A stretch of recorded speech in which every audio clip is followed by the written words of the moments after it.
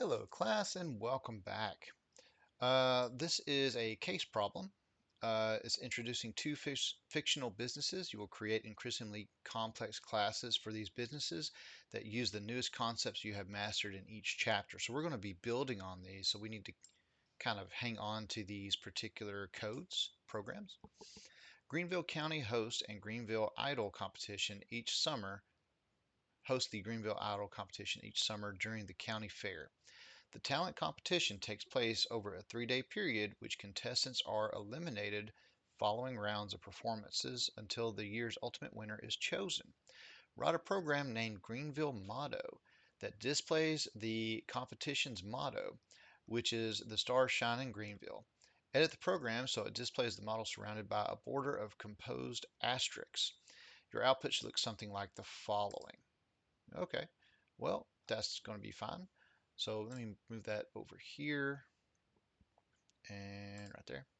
And I'll put my code over here. So we're going to name it Greenville Motto. Make sure we get it named correctly. And we're just going to have some output. So let's get rid of this right line. And we're going to create a new right line. And inside this right line, we're going to have a bunch of asterisks. I'm not really into counting very much, so I'm just going to copy the amount of asterisks that we have, and I'm going to paste it in there. Put my semicolon. And to make it even, I'm going to come down here, do another right line, paste the same number of asterisks in there. And then in the middle, I'm going to do this middle line. So right line,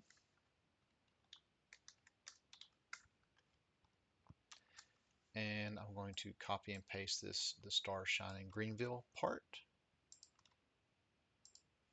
semicolon. And that should be it. Let's go ahead and run it. There we go. That's perfect. Okay. So we have just created the banner, the welcoming thing for Greenville. Way to go. Let me know if you have any questions about it, and we'll see you in the next video.